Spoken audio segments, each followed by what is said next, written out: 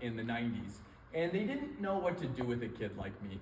I was very active. I couldn't sit still, which meant I couldn't be in a lot of classrooms. I was always being asked to leave classrooms. I also couldn't read. By third grade, I was way behind my classmates. So I would always get asked to leave a classroom, and I would get support. I felt bad about myself a lot because of that. But my classmates did something cool for me. They lifted me up. They pointed out the things that I could do, which I could make comics. That I was excelling at, that I was able to do, that I really liked. And they were really super supportive of me. They'd be like, hey, I like that comic, or I like that drawing. And it made me feel good, and I held on to that idea so much that cut to like 30-something years later, that's still what I'm doing. All right, so I'm gonna show you how I made Lumberjackula, then we'll get to drawing. All right, so this dude here, he's Lumberjackula. He's part lumberjack, he's part vampire. In his world, when you get to middle school, you gotta pick a path. You can't go to both schools. You gotta either pick the vampire school or pick the lumberjack school. It's a story about him like figuring out which way to go. Now, one of the first questions I'm always asked is, where did you come up with the idea for the book? For this book, it is the simplest answer ever. It's the scribble of a drawing. I just did a little scribble and I wrote Backpackula. Dracula, famous vampire, mixed it with backpack. Made me laugh.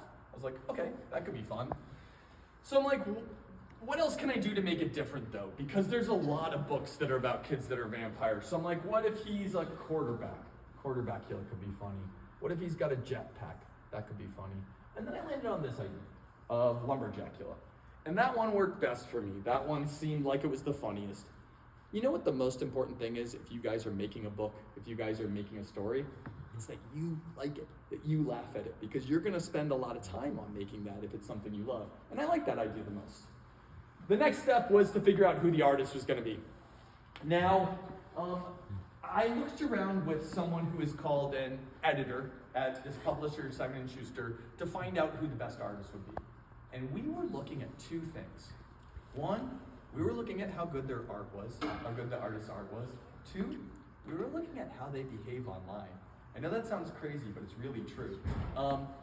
This book here, it has my name on it, it has Sam Owen's name on it. If Sam Owen is acting like awful online, or if he's not able to hit deadlines, or he's like not gonna hold up his end of the bargain, then that hurts Matt Heagerty. I'm not gonna have that happen. So I make sure to check that out too, and make sure that they're like a good dude. And he certainly was. He's a Georgia guy, by the way, actually. Then we start to